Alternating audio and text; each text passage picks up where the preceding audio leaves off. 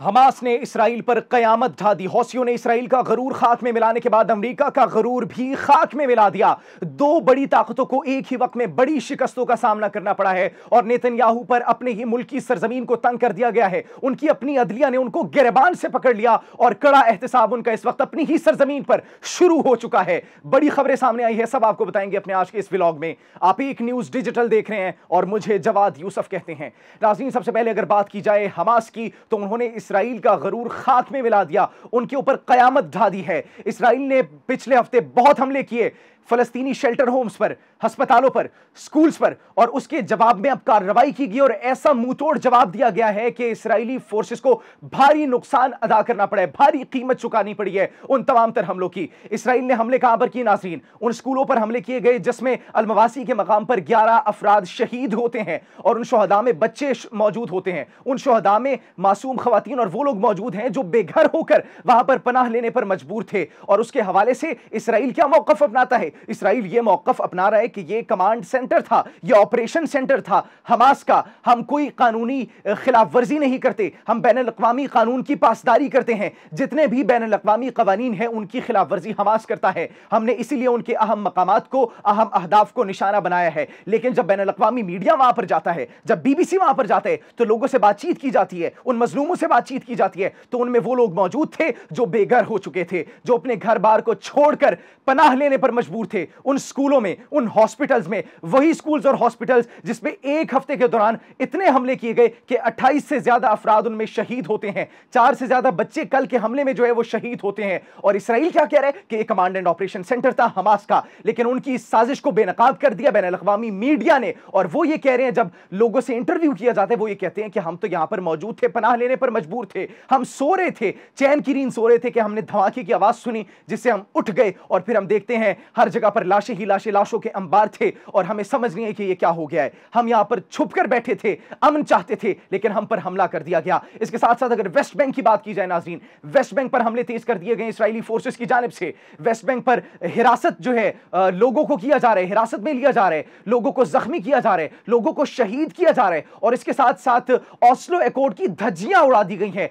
Palestinian liberation organisation, Palestinian liberation organisation PLO और Israel के दरमियान जो एक मुआहिदा हुआ था ऑस्लो अकॉर्ड, उसको सबूताज करने की कोशिश भरपूर तरीके से जारी है। 1983 का वो मुआहिदा, उसकी धज्जियां उड़ा दी गई हैं किसकी जानिब से? इसराइल की जानिब से, सेहूनी हुकूमत की जानिब से। वो इस वक्त बड़ा खतरनाक मंसूबा और खतरनाक मंसूबे के पर अमल दरामद कर रहा है। और जो वेस्ट बैंक है उसके अंदर एरिया C जो था, वहां पर उन्होंने अपनी सेटलमेंट्स बनाना शुरू कर दी थी। वहां पर अपने सेटलर्स को जो है भेज रहे थे, वहां पर वो मुकीम थे, रिहाइश जो है उन्होंने अपनी शुरू कर दी थी, वहां पर कयाम शुरू कर दिया था जो कि गैर कानूनी था। लेकिन उसके साथ साथ नाज़रीन, एरिया B पर भी अब उन्होंने अपनी सेटलमेंट्स बनाना शुरू कर दी है, जो कि उस मुआहिदे ऑस्लो अकॉर्ड की सरासर खिलाफ वर्जी है। और उसको सबूताज करने की बिल्कुल एक ऐसी कोशिश की जा रही है कि पूरी दुनिया इसमें खामोश है। पूरी दुनिया इस वक्त खामोश है कि वो सेटलमेंट्स वहां पर बना रहे हैं उन एरिया पर जो कि सिर्फ पैलेस्टीनियंस के लिए मखसूस की गई थी, जिन पर सिर्फ फलस्तीनियों का हक था। लेकिन सेहूनी हुकूमत वहां पर अपने सेटलर्स को भेजकर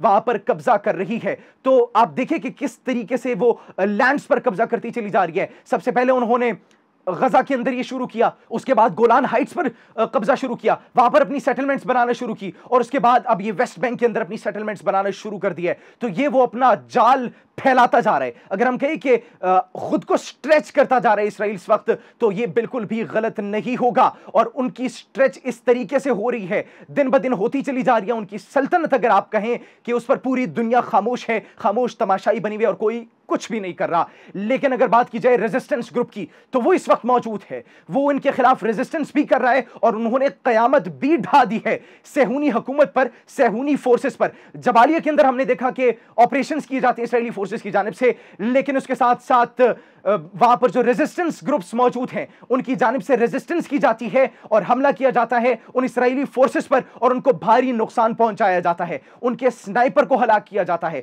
उनके कमांडिंग ऑफिसर को हलाक किया जाता है, उनके सोल्जर्स को हलाक किया जाता है। और IDF खुद इस बात को तस्लीम कर रहा है। अल-कसाम वो ग्रुप था जिसने ये रेजिस्टेंस शो की। नाजरीन, सिर्फ एक बंदा, सिर्फ एक फलस्तीनी मुजाहिद वो जाता है, फलस्तीनियों की आवाज बनकर जाता है, रेजिस्टेंस शो करवाता है और इसराइली कमांडर को हलाक कर देता है।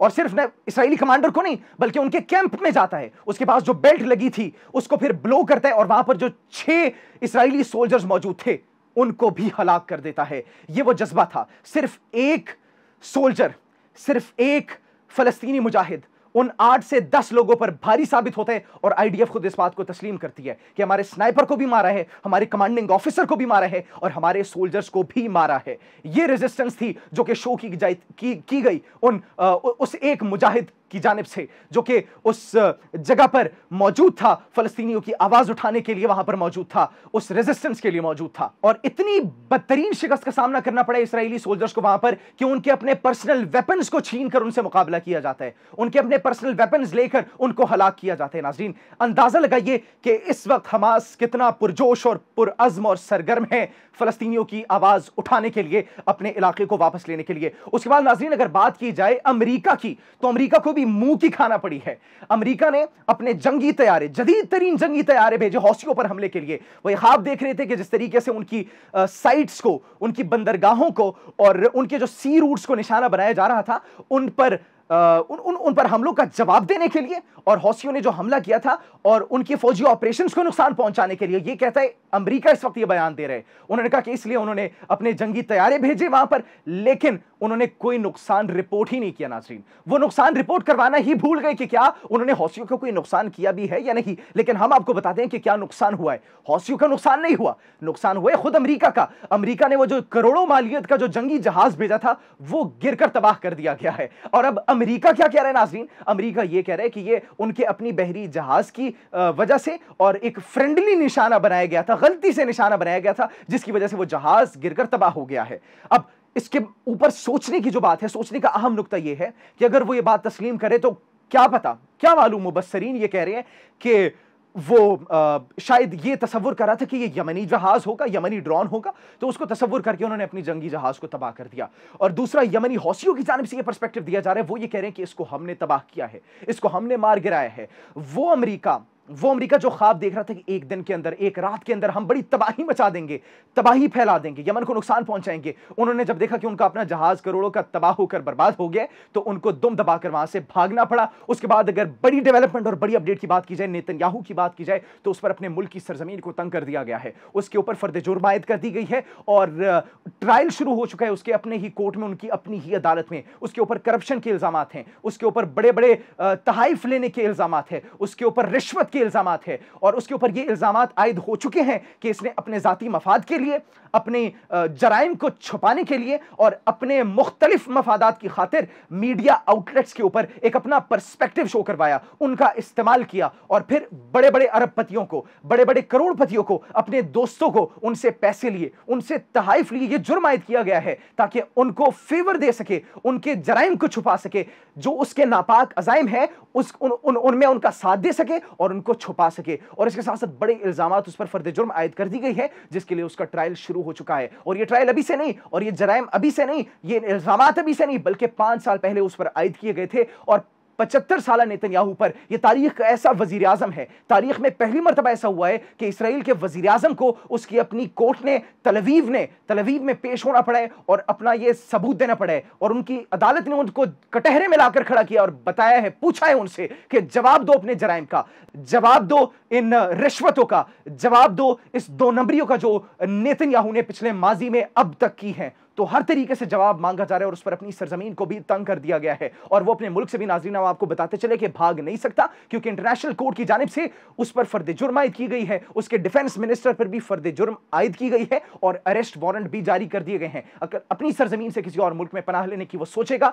तो फिर बैनुल अक़वामी क़वानीन के तहत उसको गिरफ्तार कर लिया जाएगा। और इस हवाले से ऑपोजिशन लीडर जो हैं वो क्या कह रहे हैं, एक्स प्राइम मिनिस्टर इसराइल के, वो ये कह रहे हैं कि ये इसके प्लान्स हैं, यही इसकी आदत है, ये कभी भी नहीं चाहता कि गजा के अंदर सीज फायर हो, ये कभी भी नहीं चाहता कि गजा के अंदर कोई कमिटमेंट हो, कोई जंगबंदी हो। ये पहले भी इसकी यही गलत और घटिया सोच थी और अब भी इसकी यही सोच है। याइर लिपिड जो एक्स प्राइम मिनिस्टर और ऑपोजिशन लीडर इस वक्त हैं, वो ये कह रही है सिर्फ अपने और मफादात की खातिर सीज फायर नहीं होने दे रहा गजा के अंदर। हमास तो चाहता है कि सीज फायर हो, लेकिन जब भी सीज फायर की बातचीत की जाती है और वो स्टेप्स आगे की तरफ बढ़ाए जाते हैं तो हमेशा ही मीडिया पर आकर कोई ऐसा बयान देता है या फिर कोई ऐसी बात कर देता है कि जिससे वो सीज फायर की बातचीत खत्म हो जाती है। और ये सिर्फ उस ex prime minister opposition leader का बयान नहीं है, वहां के मुख्तलिफ ओहदेदारान की जानिब से भी यही बयान दिया जा रहा है कि सब में कसूरवार सिर्फ और सिर्फ नेतन्याहू है। आप क्या सोचते हैं इस बारे में नाज़रीन कमेंट सेक्शन में जरूर बताइएगा। अपना बहुत ख्याल रखिए। अल्लाह निगहबान।